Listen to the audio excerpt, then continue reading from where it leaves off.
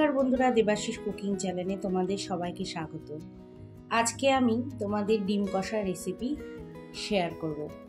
আমি একটা পাত্রে পেঁয়াজ বাটা নিয়েছি, টমেটো বাটা নিয়েছি, কাজু বাদাম বাটা নিয়েছি আর 5টা ডিম নিয়েছি। এবার প্যানে আমি সর্ষের তেল দিয়ে ডিমগুলো প্রথমে আমি হলুদ লবণ দিয়ে ভেজে নেব।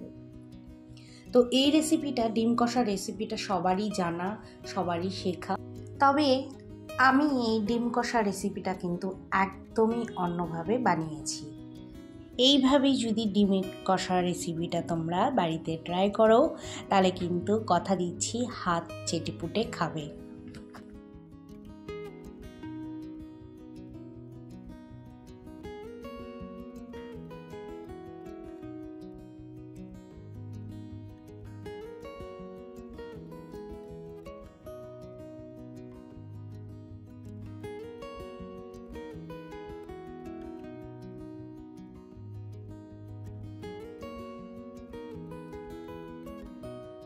ডিম ভাজা তেলের মধ্যে আমি জিরা, গোলমরিচ আর দারচিনি, লবঙ্গ, একটা এলাচ দিয়ে আমি ভালো করে নেড়েচেড়ে নিচ্ছি।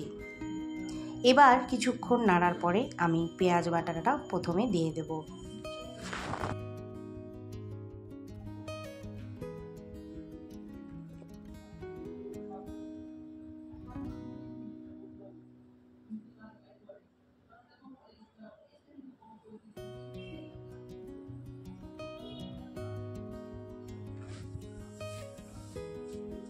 ভালো করে নেড়ে চেড়ে নেওয়ার পরে যখন কালারটা চেঞ্জ হয়েছে পেঁয়াজ বাটার, তখন এর মধ্যে আমি আদা বাটা, রসুন বাটা দিয়ে আবার একটুখানি নেড়ে চেড়ে নেব আর এটাকে কিছুক্ষণ হতে দেব।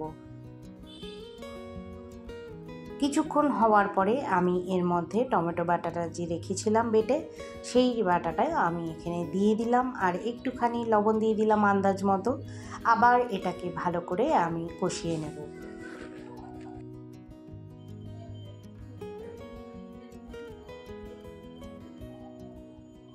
কিছুক্ষণ নাড়াচাড়ার পরে আমি এর মধ্যে হলুদ গুঁড়ো, জিরে গুঁড়ো, ধনে গুঁড়ো, কাশ্মীরি লঙ্কার গুঁড়ো, লঙ্কার গুঁড়ো দিয়ে দিলাম। দিয়ে একটু ভালো করে কষালাম। গ্যাসের আঁচ কমিয়ে কিন্তু এটাকে অনেকক্ষণ ধরে ভালোভাবে কষাতে হবে। এবার দেখো, আমি ঢেকে দিয়েছিলাম, কিছুক্ষণ হতে দিয়েছি, আবার এটাকে নেড়েচেড়ে কষিয়ে নেব। আমি প্রায় কিন্তু অনেকক্ষণ ধরে এই মশলাটা কষিয়েছি। এবার অনেকক্ষণ কষানোর পরে আমি এর মধ্যে ডিমটা যে ভেজে রেখেছিলাম সেটাও আমি দিয়ে ভালো করে একটু নেড়েচেড়ে নেব।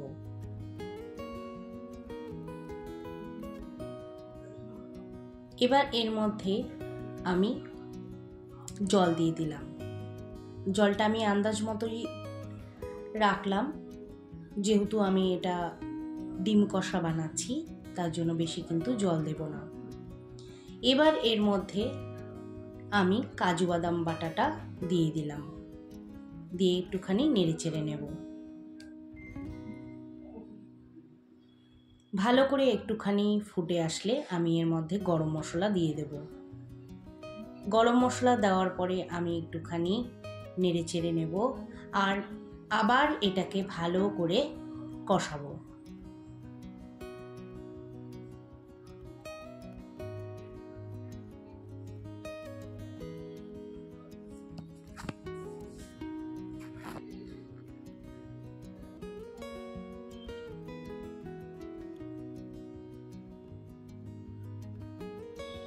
দেখো, আমার কিন্তু অনেকক্ষণ ধরে আমি এটাকে কষিয়েছি। এবার কষানো হয়ে গেছে, মশলা থেকে তেল বেরিয়ে আসছে। এবার আমি এটার মধ্যে জল দিয়ে দিলাম, আবার কিন্তু জলটা দিলাম।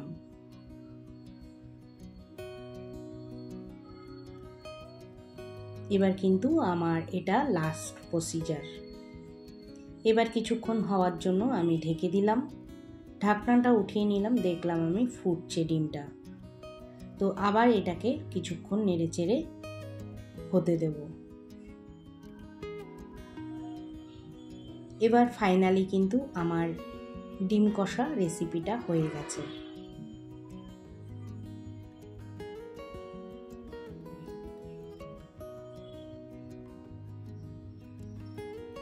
এবার এর মধ্যে নামানোর আগে আমি একটুখানি হাফ চামচের মতো ঘি দিয়ে দিলাম।